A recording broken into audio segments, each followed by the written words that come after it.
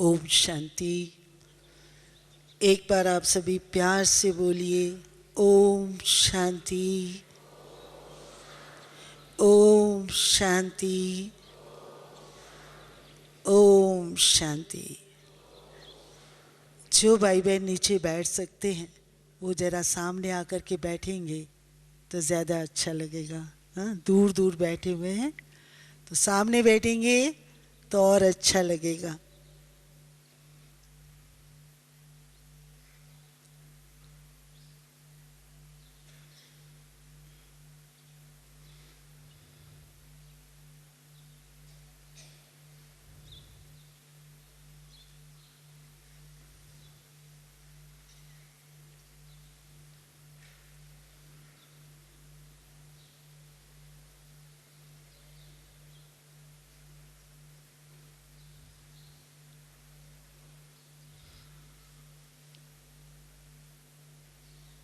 जल्दी जल्दी आ जाओ, जल्दी जल्दी।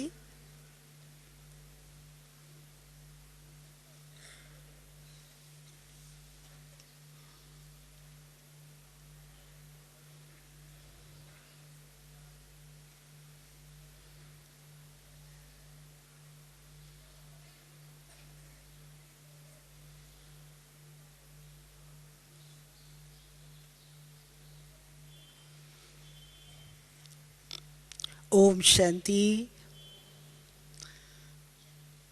गति सदगति दाता, मुक्ति जीवन मुक्ति विधाता बाप ने आदि सनातन देवी देवता धर्म की स्थापना अर्थ ये ईश्वरीय विश्वविद्यालय की स्थापना की। आप सब जानते हैं कि आदि सनातन देवी देवता धर्म में अर्थात सतयुग में एक धर्म होगा, एक भाषा होगी, एक मत होगी, एक ही विचारधारा के लोग होंगे और सभी देवी देवताएं अर्थात जो भी जीव प्राणी वहाँ पर होंगे सबकी वृत्ति सतो प्रदान होगी। और ये आप सब जानते हैं उसकी नींव, उसकी कलम कहाँ से लग रही है। उसकी कलम इसी ईश्वरीय विश्वविद्यालय के द्वारा ही लग रही है। 1937 में जब प्राण बाप दादा ने इस ईश्वरीय विश्वविद्यालय की रचना की, स्थापना की, तब से लेकर के आप गहराई से अगर स्टडी करते होंगे और किया होगा तो ये बात आप सबके समझ में आई होगी कि इस ईश्वरीय विश्वविद्यालय के संगठन का एक ही सूत्र है, वो है एक मत, जिसको हम श्रीमत कहते हैं। हाँ? और उस श्रीमत के द्वारा ही बाप दादा ने हम सभी को एक ऐसी सुंदर जीवन जीने की कला दी है जिस जीवन के अंदर सभी एक मत, एकता को लिए हुए, एक रस स्थिति, एकानामी, इकोनॉमिकल होकर के चल रहे हैं। आज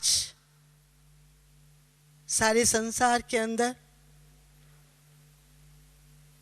अगर ये ईश्वरीय विश्वविद्यालय दिनों दिन उन्नति को प्राप्त कर रहा है, चारों ओर बाप दादा के बच्चे दिन प्रतिदिन बढ़ते ही जा रहे हैं।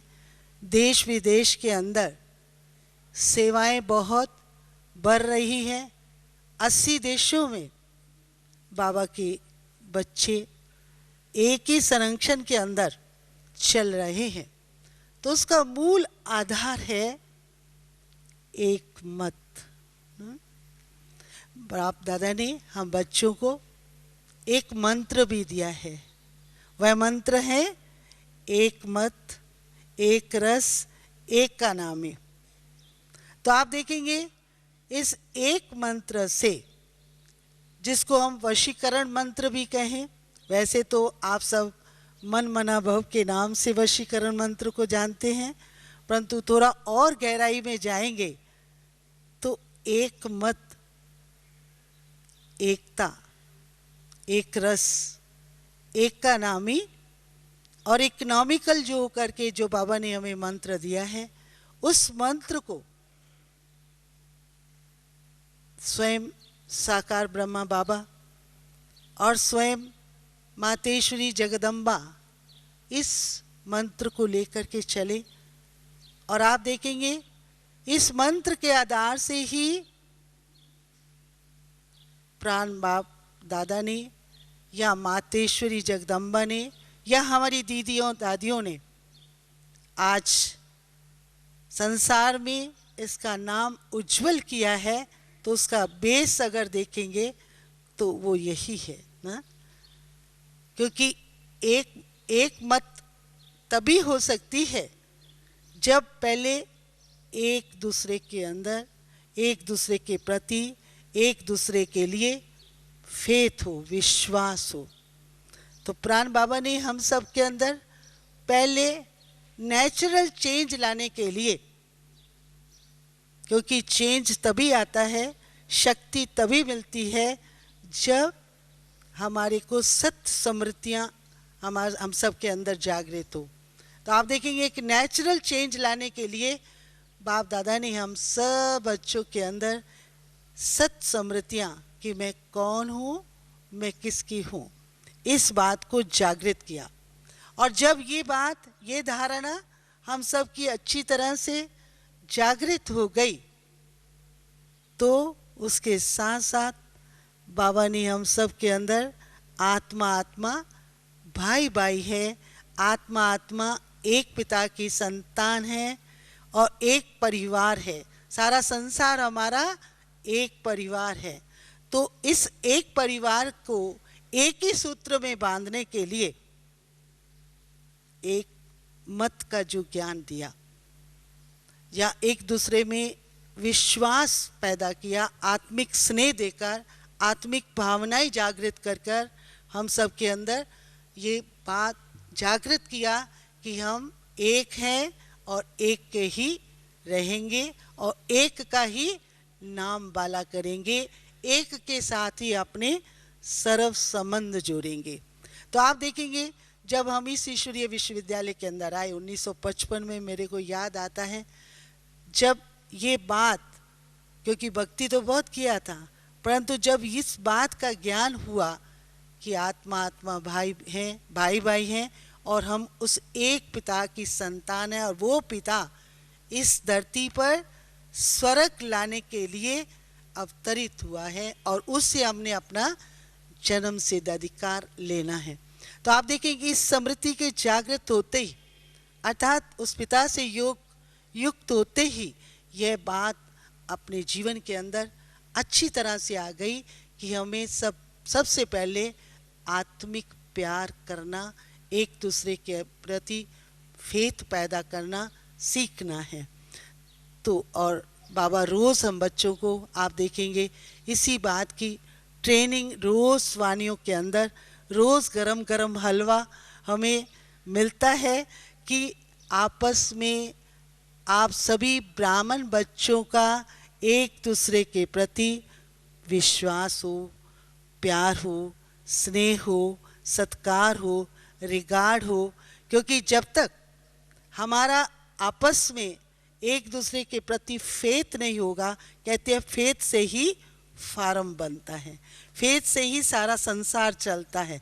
आप देखेंगे दुनिया के अंदर जो इतने बिजनेस चलते हैं वो भी फेथ से चलते हैं, और आज जो इस तरह ईश्वरीय विश्वविद्यालय बढ़ रहा है वो भी फेथ से ही बढ़ रहा है।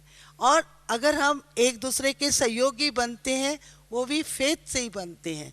अगर चलते चलते किसी कारणवश हमारा एक दूसरे के प्रति फेथ कम होता है तो एक दूसरे के प्रति सहयोग और सद्भावनाएं भी कम होती चली जाती है। तो बाप दादा हम बच्चों को बार बार इस बात की ओर ध्यान खिंचवाते रहते हैं कि बच्चे, तुम बच्चों को आपस में एक दूसरे के प्रति सत्कार और स्नेह की भावनाएं और आत्मिक भावनाएं सदा जागृत रहे। और उसके लिए बाबा ने हमारे पास 4 सब्जेक्ट, ज्ञान, योग, धारणा और सेवा, जो चारों सब्जेक्ट की तरफ हमारा ध्यान खिंचवाया है। और उसमें भी बाबा कहता है लगातार तुम्हारा इसकी तरफ पूरा अटेंशन रहे। तो आप देखेंगे जितना जितना जिस पुरुषार्थी, जिस विद्यार्थी के अंदर, क्योंकि हम सब के अंदर स्टूडेंटशिप की भावना जागृत की है, और वो स्टूडेंटशिप की भावना जब तक हमारे अंदर जागृत रहेगी तब तक हम सीखेंगे और सिखलाएंगे।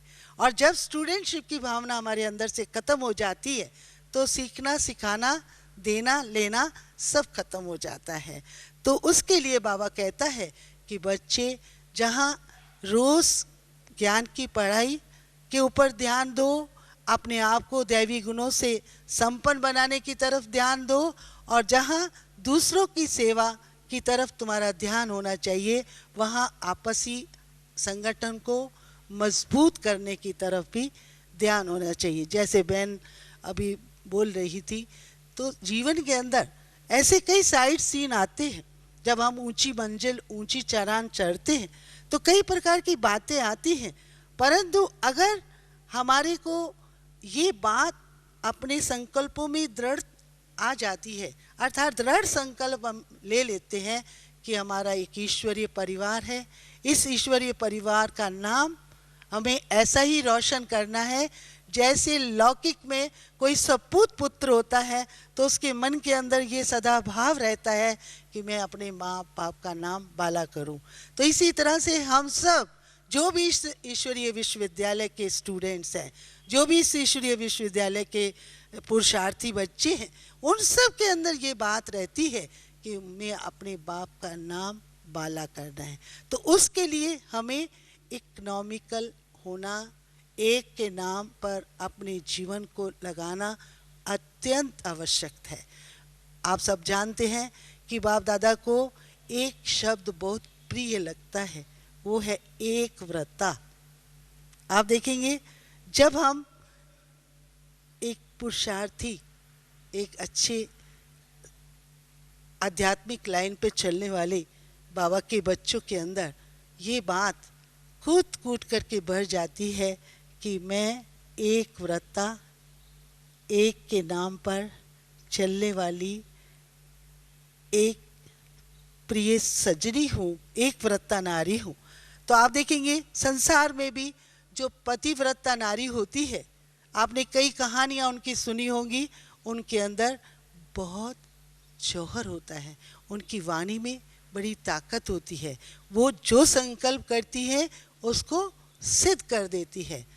तो वो तो एक पति की व्रता होगी। हम किसकी एक व्रता हैं?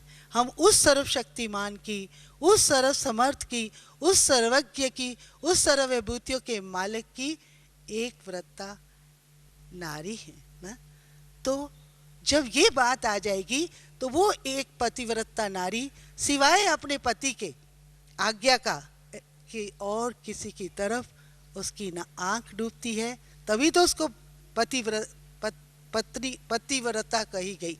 अगर उसकी कहीं बुद्धि कहीं डूबे या कहीं किसी आकर्षण में वो खो जाए या कहीं उसकी आंख लग जाए तो उसको पतिव्रता नारी नहीं कहा जाएगा, उसको व्यभिचारी नारी कहा जाएगा। तो इसी प्रकार हम एक व्रता जो नारी है, एक से ही हमारे सर्व संबंध हैं, एक से ही हमारे सारे रिश्ते नाते हैं, एक ही हमारा सब कुछ है। एक नहीं कहा कि मैं तुम्हारा सबसे हितैषी मित्र हूँ, तो हमने दोस्ती किसके साथ लगाई है?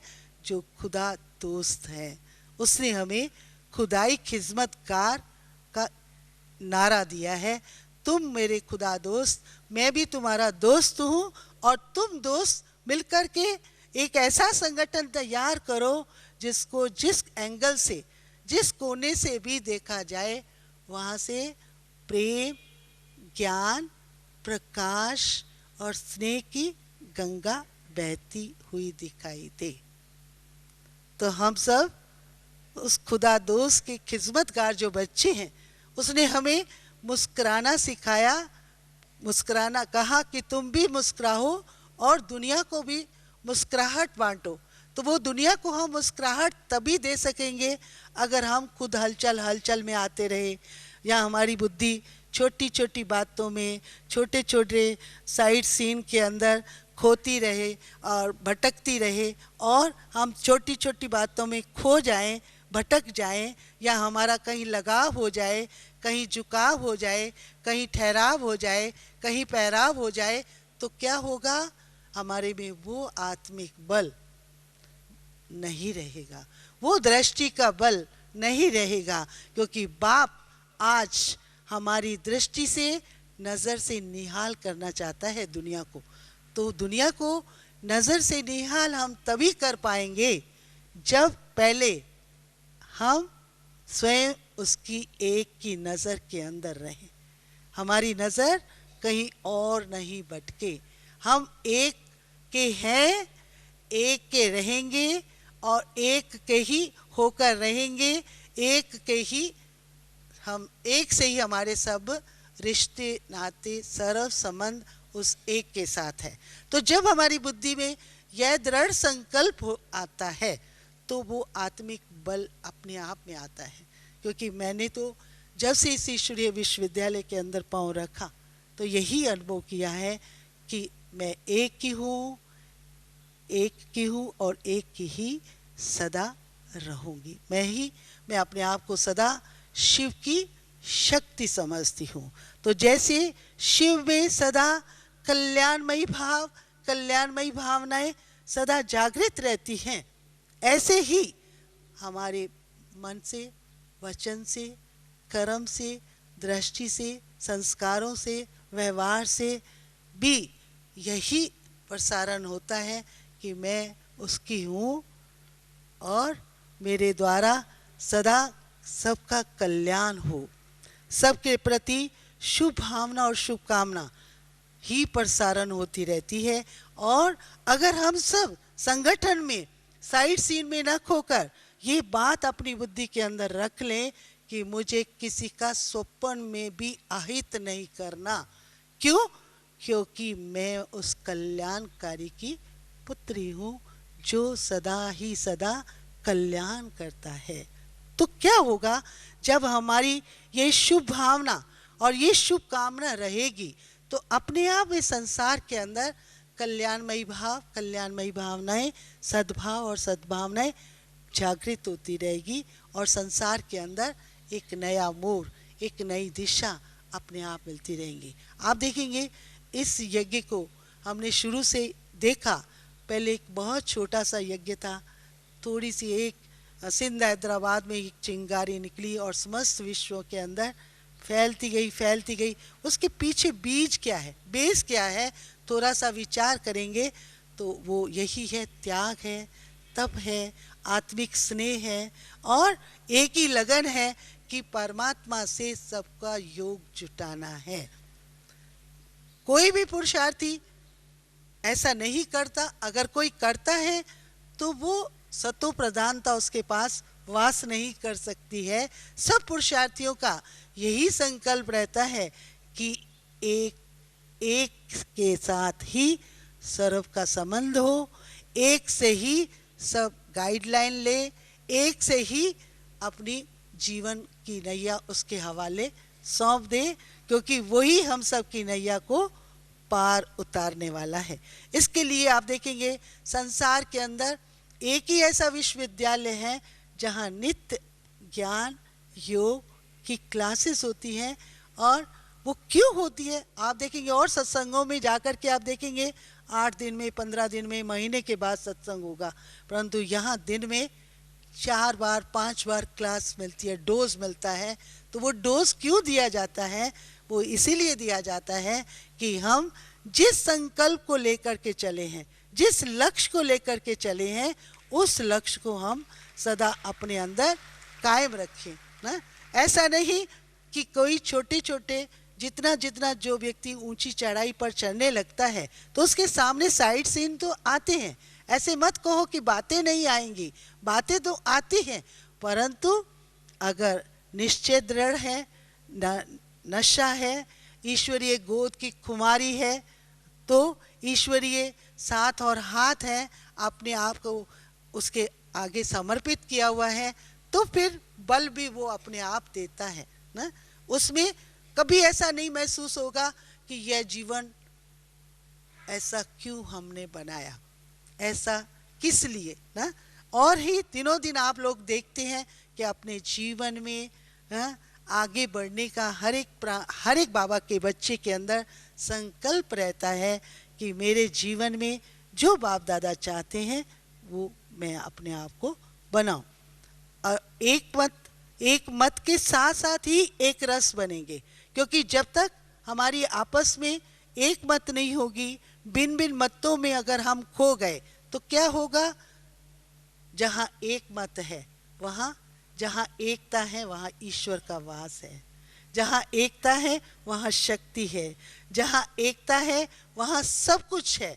जहाँ एकता से एक से दूसरा हुआ तो वहाँ दूसरा होते ही द्वेष, विरोध, द्वैत भावनाएं जागृत हो जाती है। परंतु आज कितने गौरव की बात है कि इस ईश्वरीय विश्वविद्यालय का सबकी वाणी से एक ही बात निकलती है, सबकी बुद्धि में एक ही बाबा है, एक ही बाबा, एक ही वाणी, एक ही जीवन को ऊंचा उठाने का एक ही लक्ष्य है। तो उसके कारण क्या हुआ कि अपने आप में एकता से शक्ति बढ़ती गई और यह संगठन आगे हम बच्चों को बढ़ाता गया। अब एकता के साथ साथ एक रस्ता कैसे आए, हैं? क्योंकि सवाल ये पैदा होता है कि कई बार साइड सीन आते हैं तो उससे थोड़ी थोड़ी अवस्था नीचे ऊपर होने लगती है और कहाँ कहाँ ऐसा लगने लगता है कि कहीं गुमराह नहीं हो जाए, कहाँ उस साइड सीन में ना खो जाए। परंतु अगर हमारा ज्ञान की तरफ, पढ़ाई की तरफ, पढ़ाने वाले की तरफ, मनन चिंतन की तरफ और अपने लक्ष्य की तरफ पूरा ध्यान है तो कितने भी साइड सीन आ जाए, कितनी भी बातें आ जाए, व्यक्ति उसके अंदर खोता नहीं है। परंतु अगर लक्ष्य मजबूत नहीं है ना, पढ़ाई की तरफ पूरा ध्यान नहीं है, योग बाबा के साथ पूरा नहीं है और निश्चय की नींव अच्छी तरह से मजबूत नहीं है और संकल्प में अगर दृढ़ता नहीं है तो व्यक्ति पीछे की तरफ मुड़ सकता है। अगर ये सोचे कि नहीं, मैंने जिसको अपना हाथ दे दिया वो कौन है। आप देखेंगे मीरा ने श्री कृष्ण से प्रीत जोड़ी तो दुनिया कितनी उसकी विपरीत भी हो गए, उसके परिवार वाले लोग भी उसके एंटी हो गए, तो भी उसने अपनी प्रीत की रीत को अच्छी तरह से निभाया। और आज लोग क्या बोलते हैं, सानू मीरा वाली लगन लगा दे, तेरा केरा मुल लगदा है। पहले मीरा को बदनाम किया गया क्योंकि उसने कृष्ण से प्रीत जोड़ी, परंतु आप देखेंगे उसकी ऐसी सच्ची प्रीत थी, जब मीरा को देखो तो उससे ऐसा लगता कि उसकी नजरों में कृष्ण ही कृष्ण है ना। ठीक है ना। तो इसी तरह से हम सब सच्ची मीराएं हैं, ये मत भूलिए। हमने भी, हम सब ने एक सच्ची लगन लगाई है उस पिता परमात्मा के साथ ना, उस आकर्षण करने वाले के साथ, उस सत्यम शिवम सुंदरम के साथ। उसने ऐसा हम सबको आकर्षित कर दिया, मीठी मीठी वीणा बजा करके ऐसा आकर्षित कर दिया, जो सारे 5 विकार जैसे काम, क्रोध, लोभ, मोह, अहंकार आदि विकार सब ऐसे धीरे धीरे भागते हुए चले जा रहे हैं। आज हमारे साथ ये मीठी मुरली ही तो, ज्ञान मुरली ही है, क्या काम करती है, एक सपेरे का काम करती है ना। जैसे सपेरा बीना बजा करके वो सांपों को अपने वश कर लेता है, इसी प्रकार बाबा ने भी ज्ञान मुरली बजा करके हम सब के विकारों को नहीं तो लोग समझते हैं, साधु महात्माएं समझते हैं कि ये कैसे हो सकता है। जैसे आज ही दादी जी सबसे हाथ करा करवा रही थी, कौन पवित्र है, तो मुझे ऐसा उस समय लग रहा था मेरे बाबा के घर में तो जो भी आए होंगे, क्योंकि यहाँ का तो पहला ही महामंत्र है, पवित्र रहना है और पवित्र रहना है। अन्न की शुद्धि में रहना है और अन्न दूसरों का भी शुद्ध कराना है।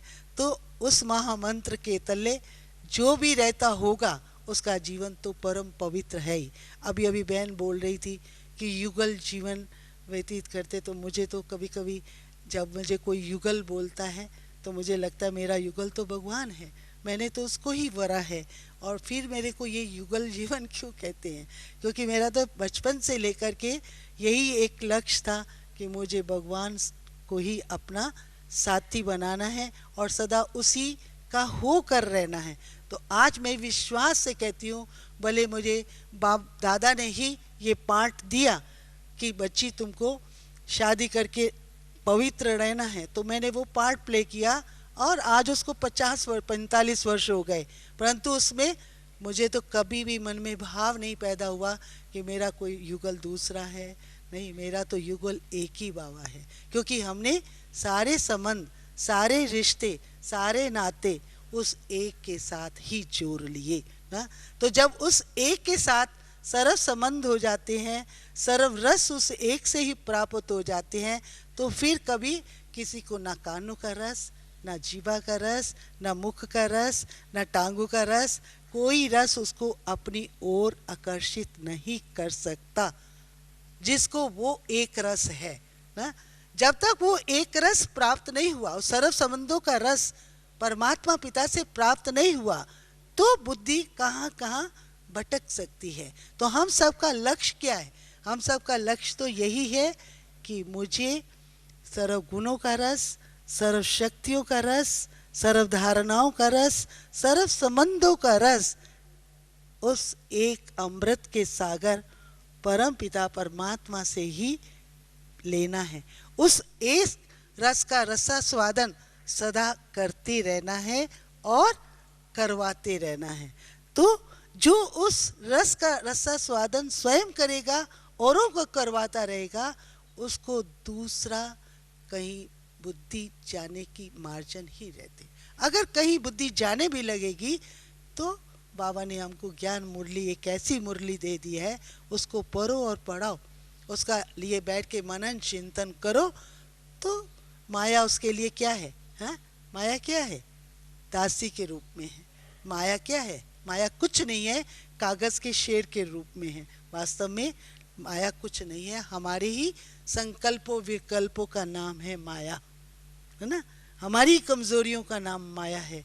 परंतु अगर एक ही रस में जो आत्मा रहती है, जो जिसको सदा ऊंची स्थिति बनाने का सदा संकल्प रहता है, या जिसको ये संकल्प रहता है कि मैं बाबा का हूँ, बाबा मेरा है, और मेरा बाबा कहता है बच्ची तुझे पास विद ऑनर होना है ना, जिसको ये रस है कि मुझे पास विद ऑनर होना है, उसको संसार की कोई रस अपनी ओर खींच नहीं सकता।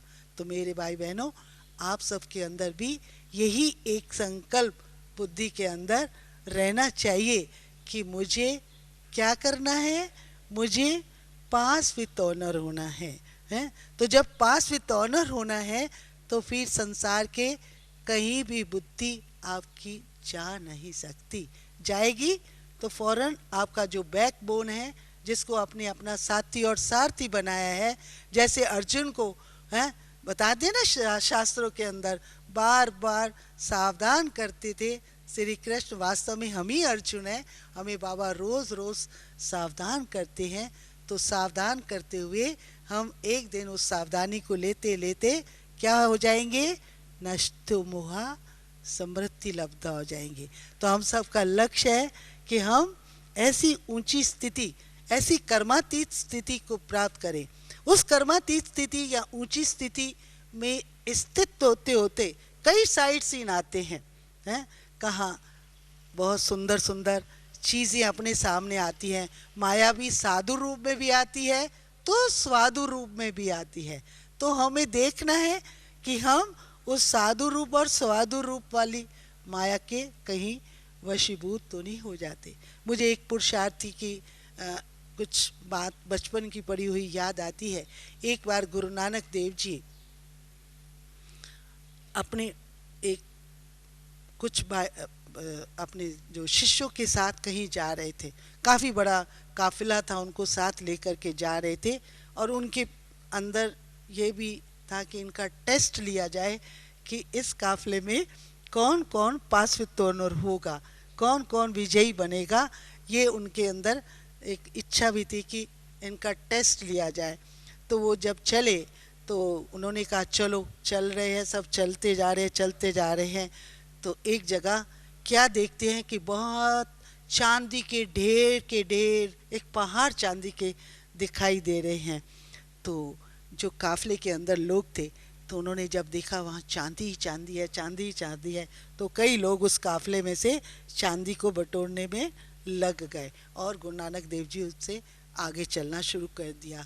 तो जैसे वो तो चांदी को इकट्ठा करने में कुछ लोग लग गए और गुरु नानक देव जी बहुत आगे चले गए। फिर कई लोग उनके पीछे पीछे चलते रहे और जब फिर थोड़ा आगे गए तो फिर वहाँ सोने के ढेर थे।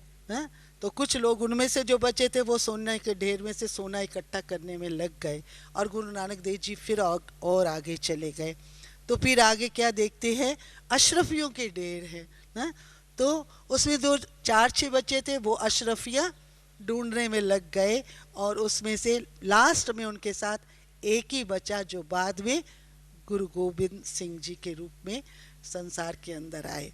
तो मेरे भाई बहनों, इसी तरह से हम लोग जो इस ईश्वरीय मार्ग पर चलते हैं तो चलते चलते कई साइड सीन आते, कई उतार चढ़ाव आते हैं, कई प्रलोभन भी आते हैं, कई प्रकार की वस्तुएं वैभव भी प्राप्त होते हैं, परंतु हम सबको अपने अंदर झांक करके देखना है कि हम कहीं इसी के पहराव में तो नहीं फंस रहे हैं, इसकी लालच में तो नहीं आ रहे हैं।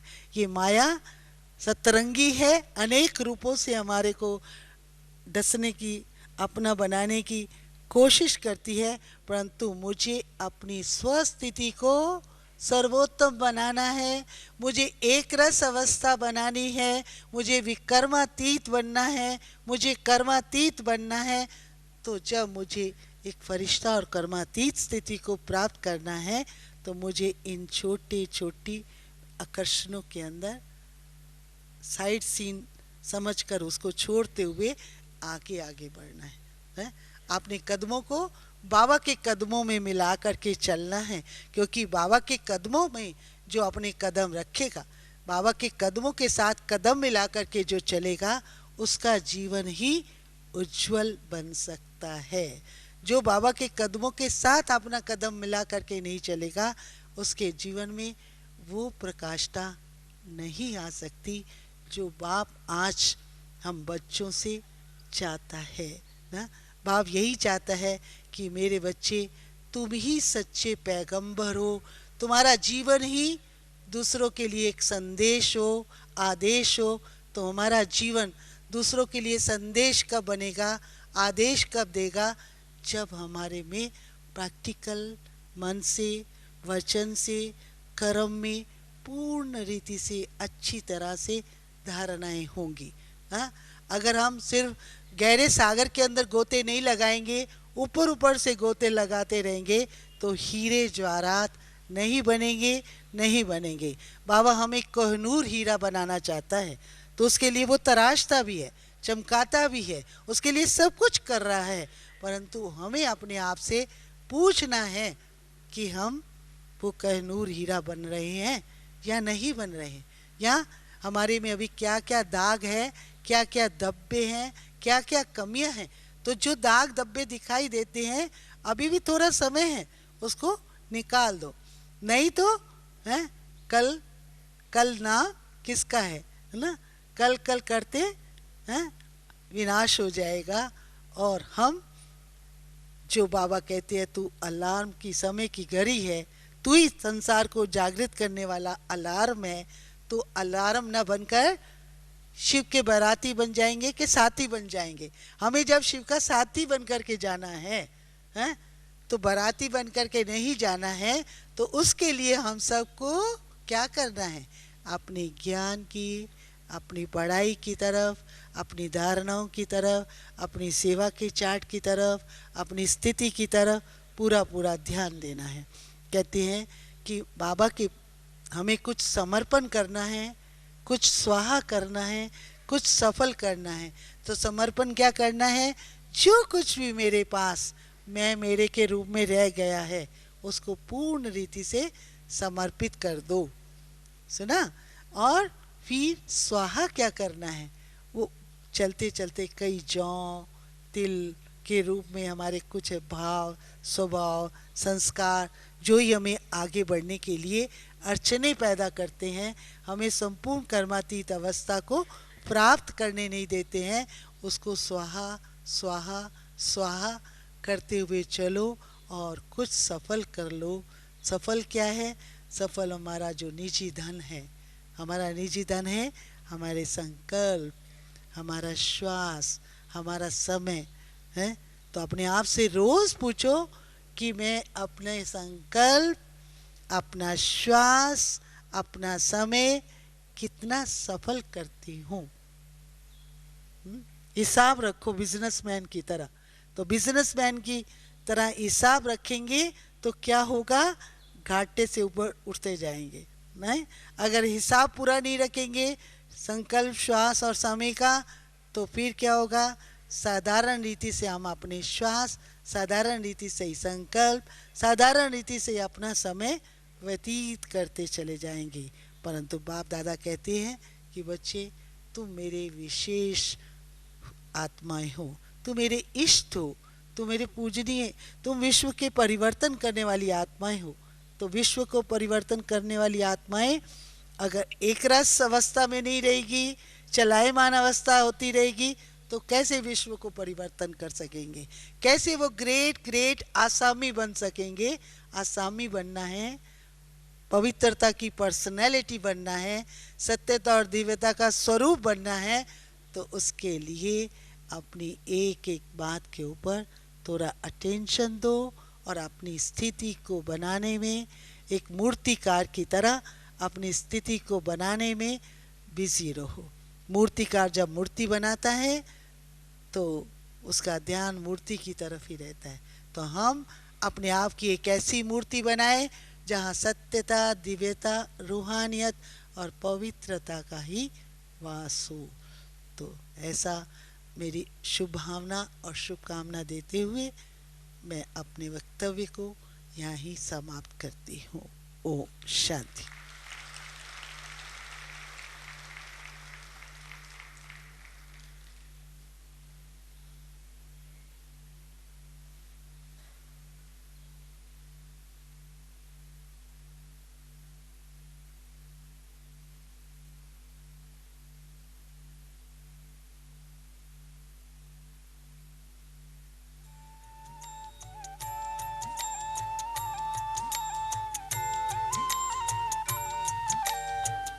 है तेरी याद बाबा, जिगर में तेरा प्यार। दिल में है तेरी याद बाबा, जिगर में तेरा प्यार। तेरी श्रीमत और शिक्षाएं जीवन का आधार। तेरी श्रीमत और शिक्षाएं जीवन का आधार। दिल में है तेरी याद बाबा, जिगर में तेरा प्यार। तेरी श्रीमत और शिक्षाएं जीवन का आधार।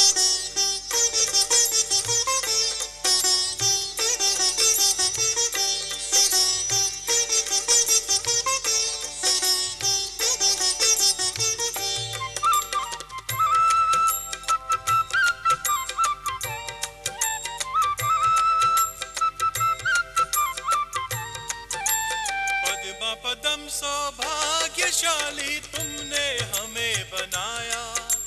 नवजीवन दे करके तुमने दिल में हमें बिठाया। पद्म पदम सौभाग्यशाली तुमने हमें बनाया। नवजीवन दे करके तुमने दिल में हमें बिठाया।